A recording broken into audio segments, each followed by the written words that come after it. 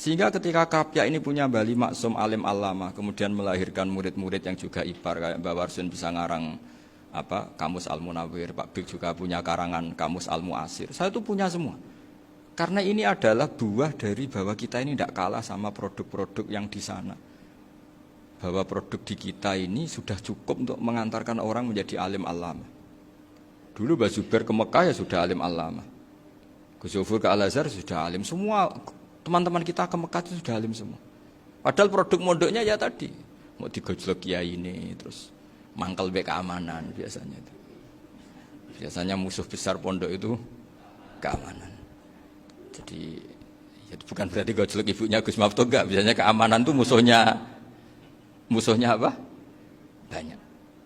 Jadi cerita-cerita saya mohon sekali murid-murid Krapyak, jangan hanya ngaji fikih. Kalau hanya ngaji fikih itu posisi Abu Hanifah itu seakan-akan nyun sewu orang yang sangat tidak ahli hadis. Karena beliau di situ kelihatan kalah sekali dengan Imam Syafi'i. Apalagi di perdebatannya Muhammad bin Hasan Asy-Syaibani dengan Imam Syafi'i itu kelihatan sekali betapa Abu Hanifah itu orang yang nyun sewu ditinggalkan dalam ilmu hadis. Sampai beliau hanya dapat gelar min ulama ahli ra'yi, termasuk ulama yang kuat logikanya.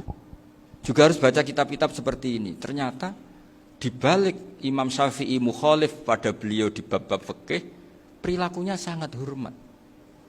Sampai beliau itu kalau tawassul ke kuburannya Abu Hanifah. Dan beliau ngendikan an-nasu fil fiqhi iyalun ala Abu Hanifah. Semua orang yang ahli fikih itu masih anak buahnya Abu Hanifah. Saya berkali-kali cerita, mazhab Syafi'i itu alatut tadhir hanya dua, yaitu alma wa turab. Abu Hanifah nambahi wanar. Alasannya Abu Hanifah orang mukmin yang dosanya banyak itu dibakar di neraka, dan alasannya Allah litadhirihim, untuk mensucikan mereka. Sehingga pikirannya Abu Hanifah an-nar itu min alatit tadhir. Apa yang terjadi ketika bata itu batu bata yang dibakar, di situ campur teletong, campur apa-apa, itu kalau sudah mazhab Abu Hanifah selesai, sudah suci, karena sudah ngelewatin pembakaran. Meskipun kita tidak akan kalau kehilangan air terus wudhu dengan api, bisa bunyak semua itu. Tapi apapun itu menjadi solusi. Sehingga saya punya kitab namanya Ikhtilafu Malik, Ikhtilafu Malik wa Abu Hanifah atau Ikhtilafu Syafi'i ma Abu Hanifah. Itu kelihatan sekali kalau Abu Hanifah itu nyuruh posisinya kalah. Karena yang ngarang orang-orang Syafi'i. Tapi kalau melihat kitab-kitab kewalian, misalnya di kitab Mizan Kubro ini juga sering disebut kisah itu Bali Maksum tentang Imam Sa'roni. Berkali-kali beliau mengutip Mizan Kubro. Itu Abu Hanifah adalah orang yang sangat mukasyafah. Artinya ketika Nabi cerita air wudhu itu menjatuhkan dosa, tidak ada air wudhu yang jatuh ke kamu kecuali saat itu juga dosa kamu jatuh. Itu beliau datang ke Madharota Kufah. Kemudian beliau bilang sama si orang tua tadi, tub anizina. Orangnya terus bilang atubu minazina. Ada lagi pemuda datang dibilangin tub an ukuki walideka. Terus bilang tub tu an ukuki walidaya.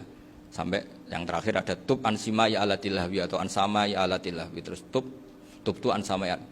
Ketika orang itu ditanya, kenapa engkau begitu tahu dosanya apa? Saya tahu air wudhu ini menjatuhkan apa. Jadi kira-kira kalau zina mungkin ya batang babi lah. Kalau hanya sekedar melihat bak-bak mungkin ya curut atau tikus lah kira-kira gitu. Nak dulu sediluk ya mungkin ya tikus cilik gitu. Nak dulu suwi ya tikus werok itu atau apalah. Pokoknya beliau itu tahu. Tapi anehnya Abu Hanifah apa? Setelah itu dia nangis minta mukasafahnya ditutup. Ya Allah, saya ini mukasafah kok malah menjadi tahu sawatil mukmin. Padahal aturan syariat jenengan man satara musliman satarahu, bahwa enggak baik melihat jeleknya orang mukmin. Minta ditutup. Makanya saya ini bangga ada mukasafah. Makom yang kita sampai sekarang itu makom setelah Abu Hanifah mukasafah. Jadi Abu Hanifah repot-repot mukasafah, minta makomnya ditutup tidak menjadi mukasafah. Dan alhamdulillah kita sudah tidak mukasafah sebelum minta ditutup. Jadi kita ini keren. Keren karena aturannya itu man satara musliman satara huwa, yang tidak tahu aibnya orang muslim maka Allah akan nutupi aibnya di akhirat. Dan kita alhamdulillah barokahnya tidak mukasafah, tidak ngerti aibnya orang mukmin. Jadi kita harus pakai patokan ilmu. Saya ulang lagi, kita harus pakai patokan. Makanya saya tahu betul ketika Kiai Hamid Pasuruan, beliau dulu ngaji Jamul Jame, ngaji Juman, Bali Maksum di sana sama Gus Habib, sama Gus Muhammad bin Mahfud, termasuk mbah saya kandung dulu Kiai Siddiq Mbah saya yang dari itu juga ngaji di Termas. Bapak saya dulu Kiai Nur Salim ngaji di Buyut Baiti. Dulu itu kawin juga sederhana, Kak, cerita Gus Sofur. Jadi bapak saya kandung itu Kiai Nur Salim itu ngaji di Mbah Baiti. Mbah Baiti itu adik kandungnya buyutnya saya dari ibu. Nah, Mbah Baiti itu teman akrabnya mbah saya namanya Kiai Nur Sam, Mbah Nur Sam. Singkat cerita terus Nur Kiai Jorabi Arabekno itu. Setelah bapak saya ke Badullah mau ditawarin jadi mantu, kata bapak saya kula pun dipek mantu Mbah Baiti. Akhirnya dapat ibu saya itu. Karena ibu saya itu cucu Mbah Baiti, cucu lambung. Jadi mbahnya ibu saya itu Mbak Yunya Mbah Baiti. Namanya Mbah Sofia tadi yang dapat Mbak Idrus itu. Yang Mbak Idrus ini bin Umar. Ya Mbah Umar yang mbahnya Mbah Hamid. Hamid bin Abdul bin Umar. Kalau bahasa itu Fatimah binti Idrus bin Umar. Dulu kecilnya Mbah Idrus namanya Abdul Khalik. Kalau kecilnya Mbah Hamid namanya Abdul Mukti. Kalau kecilnya Mbah Maksum namanya Muhammadun kalau nggak salah. Dulu itu orang dulu itu namanya dua-dua karena diganti ketika musim apa? Haji. Jadi ini terjaga. Sehingga tidak ada ceritanya kiai-kiai yang jagongan kemudian santrinya itu yang agak-agak khawatir.